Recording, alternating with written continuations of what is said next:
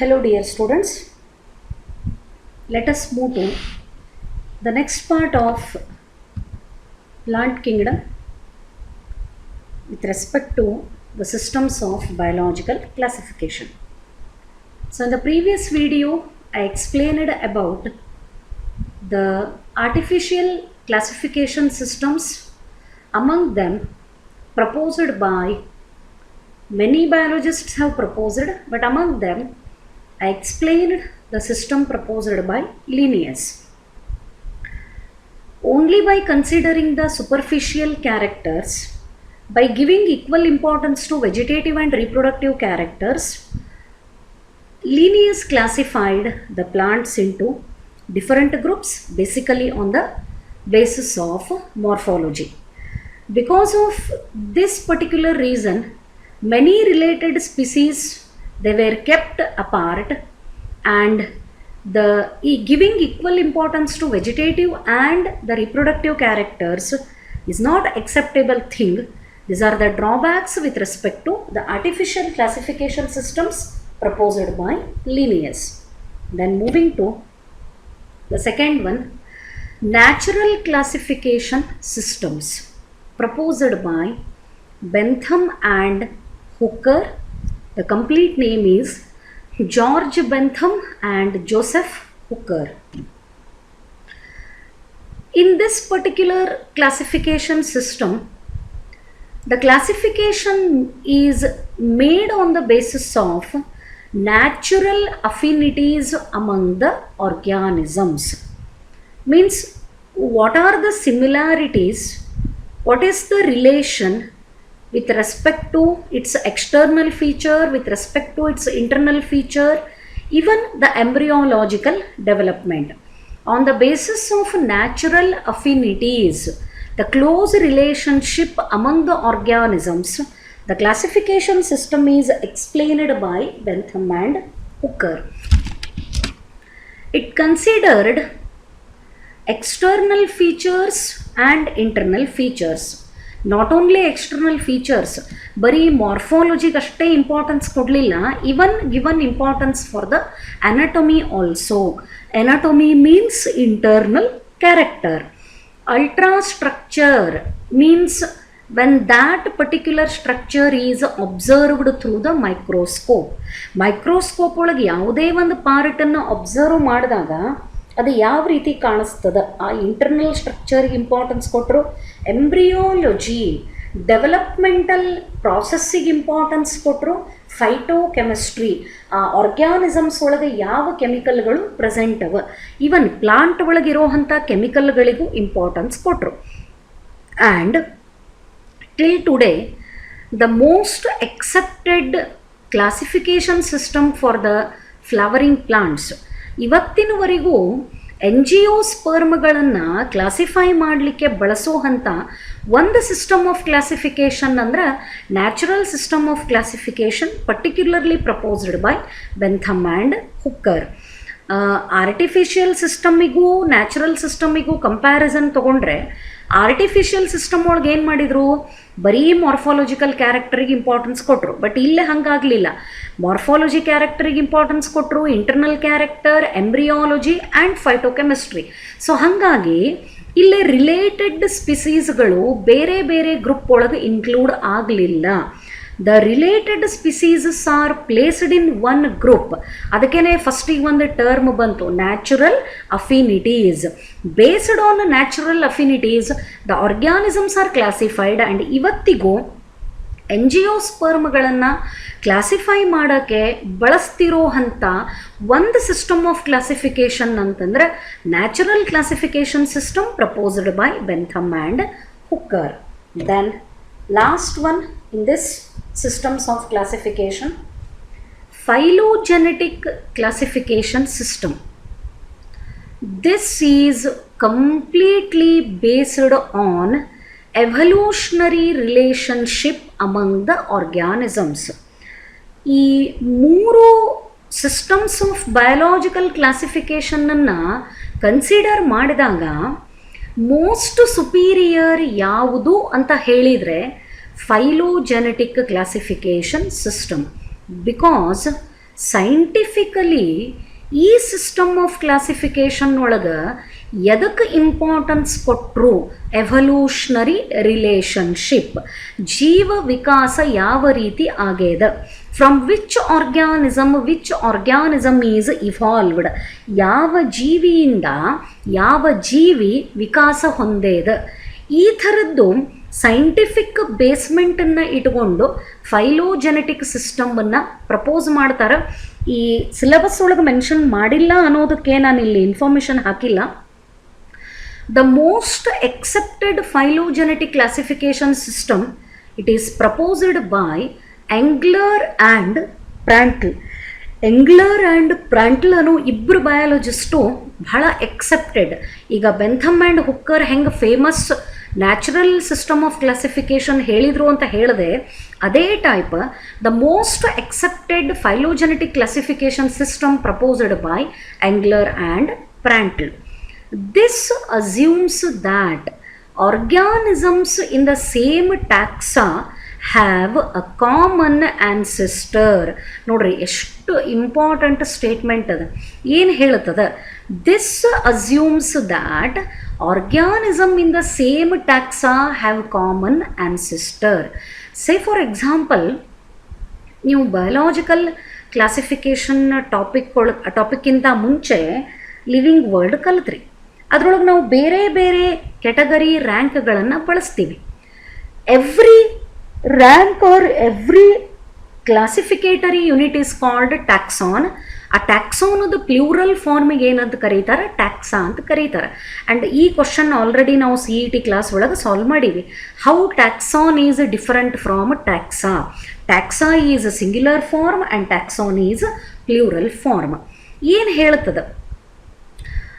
ಒಂದು ಟ್ಯಾಕ್ಸಾ ಒಳಗೆ ಬರೋ ಅಂಥ ಆರ್ಗ್ಯಾನಿಸಮ್ಗಳಿಗೆ ಒಂದು ಕಾಮನ್ ಆನ್ಸೆಸ್ಟರ್ ಇರಲಿಕ್ಕೆ ಬೇಕು. Say for example, man and monkey, we have a common ancestor called Dryopithecus. ಡ್ರಯೋಪಿಥಿಕಸ್ಗೆ ಮನುಷ್ಯ ಮತ್ತು ಮಂಗನಿಗಿರೋ ಅಂಥ ಕಾಮನ್ ಆನ್ಸೆಸ್ಟರ್ ಅಂತ ಕರೀತಾರೆ. And man and monkey both of them are belonging to the class Mammalia. ಹೌದಾ? ಮಂಗ್ಯಾಕ್ಕೂ ನಾವು ಸಸ್ತನಿ ಅಂತಲೇ ಕರಿತೀವಿ, ಮನುಷ್ಯನಿಗೂ ಸಸ್ತನಿ ಅಂತಲೇ ಕರಿತೀವಿ. What is the reason? Because both are having common ancestor. ಇಷ್ಟು ದೊಡ್ಡ ಸ್ಟೇಟ್ಮೆಂಟನ್ನು ಕೊಡಬೇಕಾದ್ರೆ it is possible only through the study of evolutionary relationships. ಜೀವ ವಿಕಾಸ ಯಾವ ರೀತಿ ಆಗ್ಯದ ಅಂತ ಕಂಪ್ಲೀಟ್ ಆಗಿ ಸ್ಟಡಿ ಮಾಡಿದಾಗ್ಲೇ ಗೊತ್ತಾಗ್ತದೆ whether organisms are having the common ancestor or not. ಯಾವ ಜೀವಿ ಒಂದೇ ಟ್ಯಾಕ್ಸಾ ಒಳಗೆ ಬರ್ತದೆ ಅದಕ್ಕೆ ಡೆಫಿನೆಟ್ಲಿ ಏನಿರ್ಬೇಕಂತ ಹೇಳ್ತಾರೆ ಇವರು? Common ancestor. ಅಂದರೆ ಅದಕ್ಕೆ ಮೂಲ ಪುರುಷ ಒಂದೇ ಇರ್ತದ ಅಂತ ಅರ್ಥ. Then some extra information, other sources to resolve the problems in classification. ಈ morphology, anatomy, embryology, phytochemistry, ultrastructure. Morphology ಅಂದ್ರೆ ಎಕ್ಸ್ಟರ್ನಲ್ ಅಪಿಯರೆನ್ಸ್, ಎನಾಟೊಮಿ ಅಂದ್ರೆ ಇಂಟರ್ನಲ್ ಸ್ಟ್ರಕ್ಚರ್, ಎಂಬ್ರಿಯಾಲಜಿ ಅಂದ್ರೆ study of the embryos, phytochemistry ಅಂದ್ರೆ ಪ್ಲಾಂಟ್ ಬಾಡಿ ಒಳಗೆ ಯಾವ್ಯಾವ ಕೆಮಿಕಲ್ಗಳು present ಅವ. ಇದರ ಜೊತೆಗೆ ಕ್ಲಾಸಿಫಿಕೇಷನನ್ನು ಪ್ರಪೋಸ್ ಮಾಡೋಕ್ಕೆ ಇನ್ನೂ ಕೆಲವು ಮೆಥಡ್ಗಳನ್ನು ಬಳಸ್ಕೋಬಹುದು. ಅದರೊಳಗೆ ನೀವು ಒಂದು ಸ್ಟಡಿ ಮಾಡೀರಿ ಅಂತ ಅನ್ಕೋತೀನಿ ನಾನು. I don't remember. Karyotaxonomy. Yes, karyotaxonomy ಅನ್ನೋ ಒಂದು ಕ್ವಶನ್ನನ್ನು ನಾನು CET ವಿಡಿಯೋ ಒಳಗೆ ಎಕ್ಸ್ಪ್ಲೇನ್ ಮಾಡಿದ್ದೆ.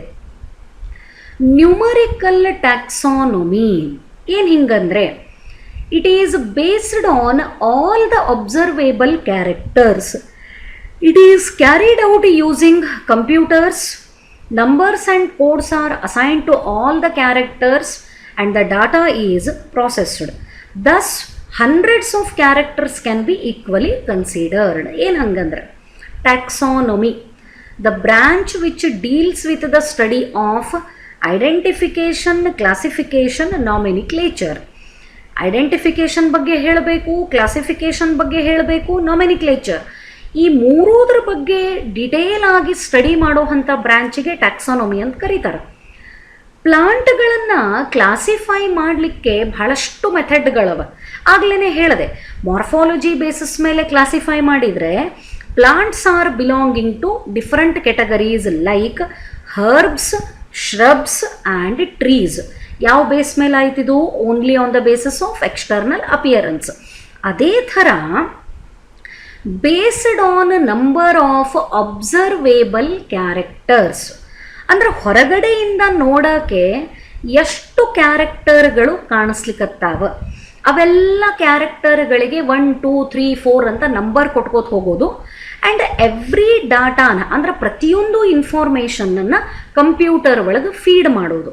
ಅಲ್ಲೇ ಬಹಳಷ್ಟು 100ರಷ್ಟು ಕ್ಯಾರೆಕ್ಟರ್ಗಳನ್ನು ಒಂದೇ ಸಾರಿಗೆ ತಗೊಂಡು ಅದರೊಳಗೆ ಎಂಟರ್ ಮಾಡಿದ್ರೂ ಕೂಡ ಫೈನಲಿ ಅಲ್ಲಿ ನಮಗೆ ಏನು ಕ್ಯಾರೆಕ್ಟರ್ ಅವ ಅನ್ನೋದು ಕರೆಕ್ಟಾಗಿ ಡಾಟಾ ಸಿಗುತ್ತದೆ.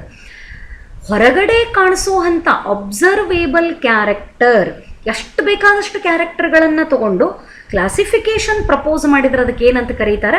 ನ್ಯೂಮರಿಕಲ್ ಟ್ಯಾಕ್ಸಾನಮಿ ಅಂತ ಕರೀತಾರೆ. Try to remember the term for the purpose of competitive exam. Cytotaxonomy ನೋಡ್ರಿ, ಇಲ್ಲಿ ಚೇಂಜ್ ಆಯಿತು. It is based on cytological information like chromosome number, structure and behaviour. ಇಲ್ಲೇ ಅಬ್ಸರ್ವೇಬಲ್ ಕ್ಯಾರೆಕ್ಟರ್ಸಿಗೆ ಇಂಪಾರ್ಟೆನ್ಸ್ ಇಲ್ಲ. ಸೈಟಲಾಜಿಕಲ್ information, ಒಂದು ಸೆಲ್ಲಿಗೆ ಯಾವ ಥರ ಸ್ಟ್ರಕ್ಚರ್ ಅದ, ಜೀವಕೋಶಕ್ಕೆ ಅದರೊಳಗೆ ಎಷ್ಟು ಕ್ರೋಮೋಸೋಮ್ ಅವ, ವರ್ಣತಂತುಗಳ ಸಂಖ್ಯೆ ಎಷ್ಟದ, ಆ್ಯಂಡ್ ಅವ್ರ ಸ್ಟ್ರಕ್ಚರ್ ಏನದ, ಆ ಸೆಲ್ಲು ಯಾವ ರೀತಿ ಬಿಹೇವ್ ಮಾಡ್ತದೆ, ಈ ಕ್ಯಾರೆಕ್ಟರ್ಗಳಿಗೆ ಜೀವಕೋಶ ಮತ್ತು ಜೀವಕೋಶದ ಒಳಗಡೆ ಇರೋವಂಥ ರಚನೆಗಳಿಗೆ ಇಂಪಾರ್ಟೆನ್ಸ್ ಕೊಟ್ಟು ಕ್ಲಾಸಿಫಿಕೇಷನನ್ನು ಪ್ರಪೋಸ್ ಮಾಡಿದರೆ that is cytotaxonomy. Then chemotaxonomy, ನೀವು ಒಂದು ನೆನಪಿಟ್ಕೋಬೇಕು, chemo stands for chemical. Chemical ಅಂತ ಅರ್ಥ. ನಾನು ಆವಾಗಲೇ ಹೇಳಿದೆ, phytochemistry, it gives information about the different chemicals which are present in the plant body. ಒಂದು ಸಸ್ಯನ ತಗೊಂಡ್ರೆ ಅದರ ಬಾಡಿ ಒಳಗಿರುವಂಥ ಕೆಮಿಕಲ್ಗಳಿಗೆ ಫೈಟೋ ಅಂತ ಕರೀತಾರೆ. Phytochemistry dealing with the chemicals which are present in the plant body. ಹಂಗೆ chemotaxonomy, it uses the chemical constituents of the plant for classification. ಆ ಸಸ್ಯದ ದೇಹದ ಒಳಗಡೆಗೆ ಯಾವ ಥರದ ಕೆಮಿಕಲ್ ಅದ, ಅಲ್ಕಲಾಯ್ಡ್ ಅದನೋ ಅಥವಾ ಅದು ಓಪಿಯಾಯ್ಡ್ ಅದನೋ ಅಥವಾ ಕೆನಬಿನಾಯ್ಡ್ ಅದನೋ, ಇವೆಲ್ಲ ಡ್ರಗ್ಸ್ಗಳ ಹೆಸರುಗಳು. ಆ ಕೆಮಿಕಲ್ ಯಾವುದದ, ಆ ಕೆಮಿಕಲನ್ನು ಬೇಸಾಗಿ ಇಟ್ಕೊಂಡು ಪ್ಲಾಂಟ್ಗಳನ್ನು ಕ್ಲಾಸಿಫಿಕೇಷನ್ ಮಾಡಿದರೆ ಇದನ್ನೇನಂತ ಕರೀತಾರೆ? ಕೀಮೋ ಟ್ಯಾಕ್ಸಾನಮಿ ಅಂತ ಕರೀತಾರೆ. So numerical taxonomy based on observable characters, specially the number and codes are assigned. Cytotaxonomy, cytological information, especially the structure of a cell, the number of chromosome and behavior. Chemotaxonomy is based on the chemical constituents of the plants. So ಈ ಎಲ್ಲ ಮೆಥಡ್ಗಳನ್ನು depending on requirement. ಇಲ್ಲ ನಾವೊಂದು example ಹೇಳಲಿಕ್ಕೆ ಇಷ್ಟಪಡ್ತೀನಿ. Medicinal plants ಅಂತ ನಾವು ಎಲ್ಲದಕ್ಕೂ ಕರೆಯುವುದಿಲ್ಲ, ಔಷಧೀಯ ಸಸ್ಯಗಳು, ಹೌದಾ? ಈಗ ನಾನು ಗೋಧಿ ಅಥವಾ ಜೋಳ ತಗೊಂಡ್ರೆ ಇದಕ್ಕೆ ನಾನು ಸೀರಿಯಲ್ ಅಂತ ಕರಿತೀನಿ. ತೊಗರೆಬೇಳೆ, ಉದ್ದಿನಬೇಳೆ ಈ ಥರದ್ದನ್ನು ಕಡಲೆ ತಗೊಂಡ್ರೆ ಪಲ್ಸ್ ಅಂತ ಕರಿತೀನಿ, because they are rich in protein.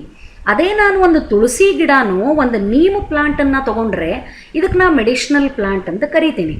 ಅಂದರೆ ನಾವು ಹೆಂಗೆ ಯಾವ ಪ್ಲಾಂಟನ್ನು ಯಾವುದಕ್ಕೋಸ್ಕರ ನಾವು ಯೂಸ್ ಮಾಡ್ಲಿಕ್ಕತ್ತೀವಿ, ಅದನ್ನು ಫುಡ್ ಅಂತ ಯೂಸ್ ಮಾಡ್ತೀವೋ, ಕಮರ್ಷಿಯಲಿ ಈಗ ಕಾಟನ್ ತೊಗೊಂಡ್ರೆ it is economically important plant. ಯಾಕಂದರೆ ಕಾಟನ್ನನ್ನು ನಾವು ಮಾರ್ಕೆಟ್ ಒಳಗೆ ಮಾರಾಟ ಮಾಡಿದರೆ always it has got very high price. ಕಬ್ಬು ರೊಕ್ಕದ ಬೆಳೆ ಅಂತ ಕರೀತಾರೆ ಇವಕ್ಕೆ, ಕಬ್ಬು. It is also economically important crop plant. ನಾವು ಹೆಂಗೆ ಬಳಕೆಯ ಆಧಾರದ ಮೇಲೆ ಪ್ಲಾಂಟ್ಗಳನ್ನು ವರ್ಗೀಕರಣ ಮಾಡ್ಕೋತ ಹೋಗ್ತೀವಿ, ಕ್ಲಾಸಿಫೈ ಮಾಡ್ಕೋತ ಹೋಗ್ತೀವಿ, ಹಾಗೆ ಕ್ಲಾಸಿಫಿಕೇಷನನ್ನು ಪ್ರಪೋಸ್ ಮಾಡೋಕ್ಕೆ ಬಹಳಷ್ಟು ವಿಧಾನಗಳು. ಯಾರೋ ಆರ್ಟಿಫಿಷಿಯಲ್ ಆಗಿ ಸೂಪರ್ಫಿಷಿಯಲ್ ಕ್ಯಾರೆಕ್ಟರ್ನ ಬಳಸಿದ್ರು, ಯಾರೋ ನ್ಯಾಚುರಲ್ ಕ್ಯಾರೆಕ್ಟರ್ಗಳನ್ನು ಬಳಸಿದ್ರು, ಯಾರೋ ಎವಲ್ಯೂಷನರಿ ರಿಲೇಷನ್ಶಿಪ್ಗಳನ್ನು ತಗೊಂಡ್ರು. ಇದರ ಜೊತೆಗೆ ನ್ಯೂಮರಾಲಜಿ, ನಂಬರ್ಗಳಿಗೂ ಇಂಪಾರ್ಟೆನ್ಸ್ ಅದ, ಸೆಲ್ ಸ್ಟ್ರಕ್ಚರಿಗೂ ಇಂಪಾರ್ಟೆನ್ಸ್ ಅದ, ಆ ಪ್ಲಾಂಟ್ ಒಳಗಿರುವಂಥ ಕೆಮಿಕಲ್ಗಳಿಗೂ ಇಂಪಾರ್ಟೆನ್ಸ್ ಅದ.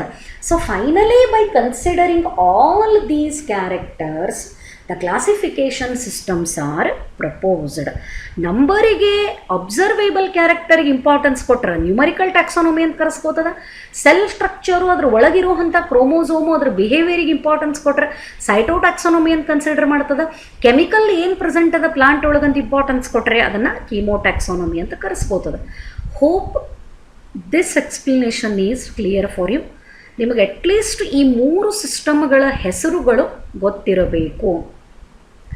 So now moving to the main part of the chapter, it is the detailed study of algae.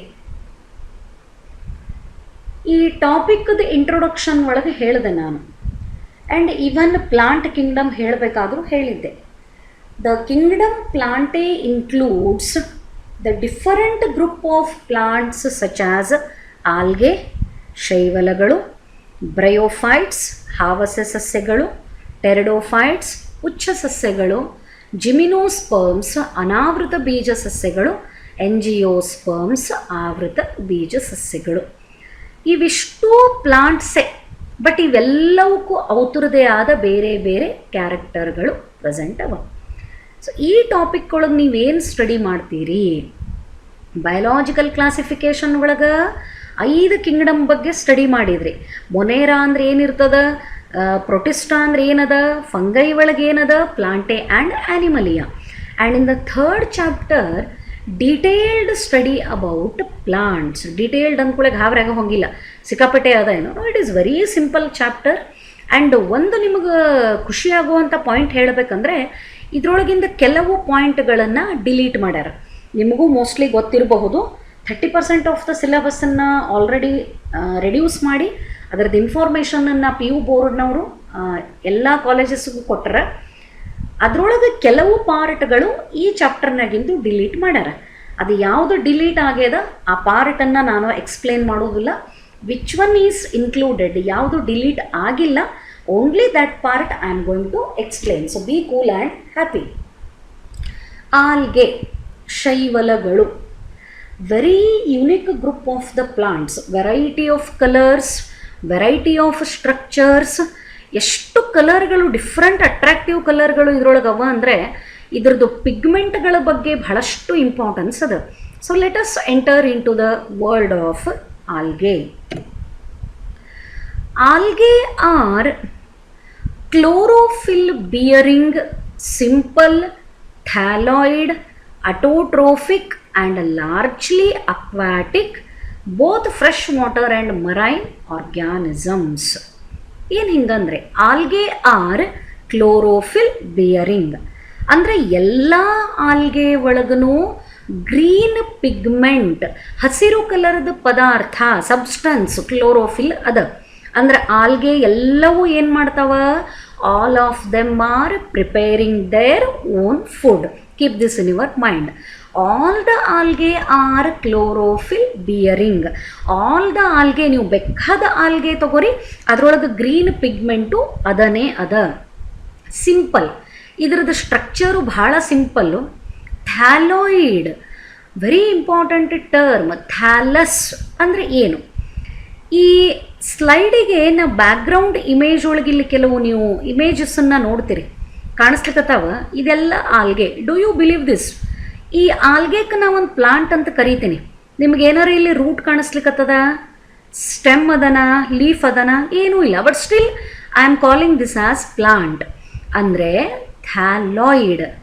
The algae don't contain root. ಇದರೊಳಗೆ ರೂಟ್ ಅನ್ನೋ ಸ್ಟ್ರಕ್ಚರ್ ಇಲ್ಲ, ಸ್ಟೆಮ್ ಅನ್ನೋ structure ಇಲ್ಲ, leaf ಅನ್ನೋ structure ಇಲ್ಲ. ಪ್ಲಾಂಟ್ ಇದ್ದುಕೊಂಡು ಈ 3 ಭಾಗಗಳು ಡಿಫರೆನ್ಷಿಯೇಟ್, ವ್ಯತ್ಯಾಸ ಮಾಡಲಿಕ್ಕೆ ಬರದೇ ಇರೋ ಥರ ಇದ್ದರೆ ಅದಕ್ಕೆ ಥ್ಯಾಲಾಯ್ಡ್ ಅಂತ ಕರೀತಾರೆ. The structure which is not differentiated into root, stem and leaf, it is called thalloid. ಅರ್ಥ ಆಗಿರಬಹುದು. ಅಟೋಟ್ರೋಫಿಕ್, ಎಲ್ಲವೂ ತಮಗೆ ಬೇಕಾಗಿರೋ ಫುಡ್ಡನ್ನು ತಾವೇ ಪ್ರಿಪೇರ್ ಮಾಡ್ತಾವ. Because all the algae are chlorophyll bearing, ಎಲ್ಲ ಆಲ್ಗೆ ಒಳಗೂ ಕ್ಲೋರೋಫಿಲ್ ಅದ.